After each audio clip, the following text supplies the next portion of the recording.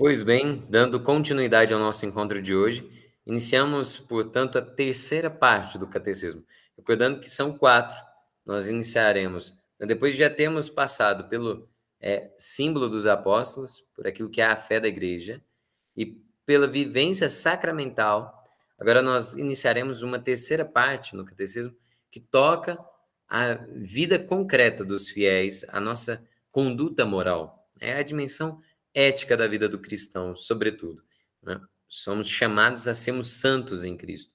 E isso significa agirmos como outros Cristos, né? Então, uma vida configurada a dele.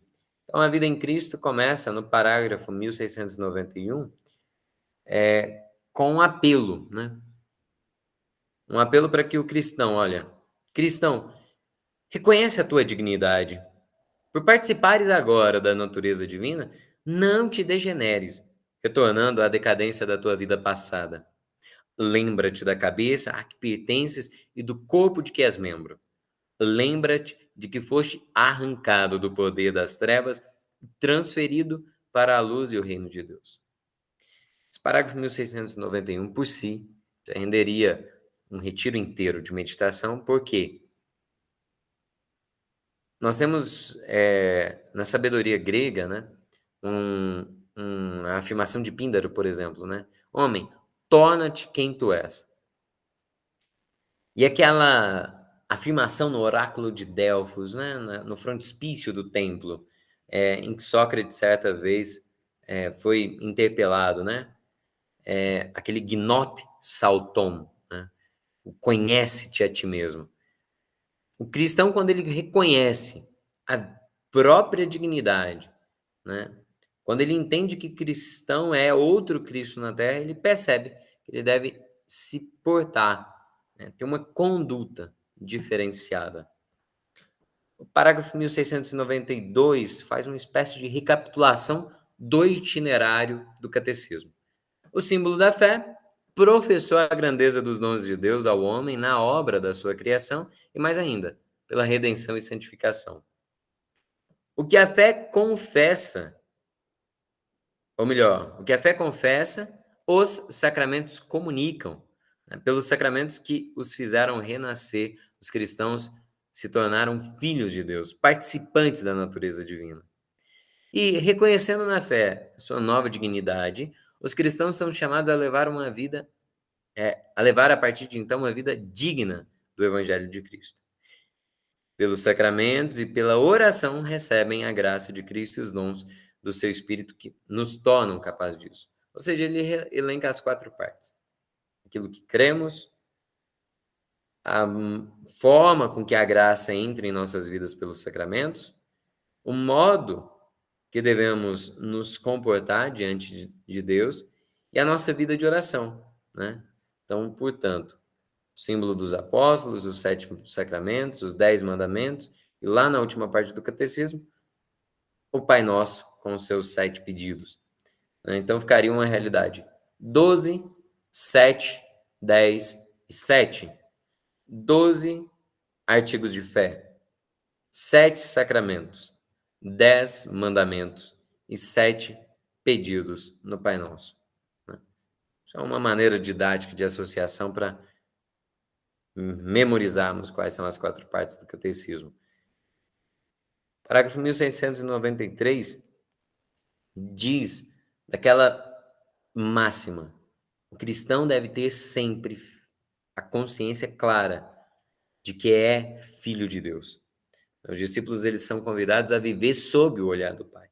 Não é um pai no sentido autoritário, né, de ser aquele elemento moralizante na vida do cristão por meio de uma coerção. Não. A confiança filial que nós devemos nutrir em nós é a de filhos que se reconhecem amados. E por isso devem, na própria vida, corresponder a esse amor. Portanto, se fomos incorporados em Cristo pelo batismo, nós devemos morrer para o pecado e viver para uma vida nova em Cristo, né? Conformando assim os nossos pensamentos, palavras, ações aos sentimentos de Cristo. É como nos diz o texto de Filipenses: "Tende em vós os mesmos sentimentos que havia em Cristo Jesus". Fascinante essa afirmação. Nós fomos justificados em Cristo, fomos acolhidos como os filhos de Deus e recebemos dele o Espírito que nos permite, sermos filhos da luz, né. E o caminho de Cristo é um caminho que leva à vida. O oposto disso é o caminho da perdição, né. O caminho de Cristo conduz à vida, porque essa é a realidade máxima. Quando ele diz: "Eu sou o caminho, a verdade e a vida", ele não apenas se identifica, mas ele diz que ele é indispensável para as nossas vidas. E na nossa história, enquanto caminhamos na Terra, existem 2 caminhos, um da vida e um da morte, né. E entre os 2 existe uma grande diferença. Existem muitas pessoas que acreditam que podem colocar os pés sobre 2 canoas, né. Definitivamente isso não funciona. Nós não podemos ser um católico Raimundo, né, um pé na igreja e outro no mundo. Essa ideia de uma dicotomia de vida, de uma espécie de esquizofrenia, né, você professa uma fé, mas vive de outra maneira, isso definitivamente não é coerente com a ação de Deus. O 1697 nos traz uma síntese do que é que a catequese, ela inclusive deveria ensinar, né. Os que vão viver a iniciação cristã deveriam aprender que o Espírito Santo é o mestre da vida interior, que ele habita dentro de cada batizado, que é ele que nos santifica, é ele que retifica as nossas vidas. Mas também nós, na catequese, deveríamos nos recordar que, por uma graça infinita, nós fomos salvos. E por esse influxo da vida divina em nós, é que nós podemos produzir frutos de vida eterna. Uma catequese deveria nos recordar das bem-aventuranças, aquela espécie de mapa, principalmente apresentada no Evangelho de Mateus, no Sermão da Montanha, né, capítulos 5, 6 e 7, Jesus dá ali o itinerário, qual que é o mapa do tesouro para a vida eterna. Há pouco tempo, São Pier Giorgio Frassati foi canonizado, e na vida dele, qualquer uma das pessoas que, conheceram um pouquinho melhor, é capaz de reconhecer as bem-aventuranças na vida daquele, jovem, né. Mansidão, pureza, fome e sede de justiça, construir a paz, isso é próprio de quem foi alcançado por Cristo. Também, a catequese importa que se afirme a dureza, né, e a dramaticidade do perdão e do pecado, né, essa experiência que perfaz a vida do cristão. Além disso, nós deveríamos aprender sobre as virtudes humanas, né, prudência, a justiça, a temperança, mas também precisamos nos ater a 3 virtudes que são teologais: fé, esperança e caridade, sabendo que no fim, no céu, apenas a caridade haverá de subsistir. Ainda, nós podemos compreender a consequência dos mandamentos, sobretudo os 2 principais mandamentos, né, ou o mandamento duplo da caridade: amar a Deus, né, sobre todas as coisas, e ao próximo como a nós mesmos, o amar como Cristo nos amou. E, por fim, a compreensão de que a fé que professamos, os sacramentos que recebemos e a vida que praticamos, todas essas realidades são nutridas por uma vida eclesial, uma vida na comunidade, né. É claro, uma vida eclesial não é só quando eu estou lá na igreja, mas é a consciência de que pelo batismo nós participamos da comunhão dos santos.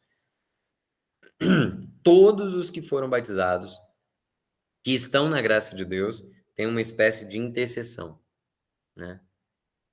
Imaginem 2 círculos. Se eu desenho 2 círculos e coloco justaposto ao outro, eles vão ter uma dimensão ali que a gente chama de interseção. São, a dimensão em que os 2 círculos se tocam, né. Estou fazendo essa comparação visual, né, por diagrama, para dizer que a dimensão do nosso ser, que já foi alcançado pela graça de Deus, toca a igreja padecente, daqueles que estão no purgatório, e por isso eu posso rezar por eles, mas também toca aquela dimensão da igreja triunfante, que já intercede por nós, né, junto de Deus.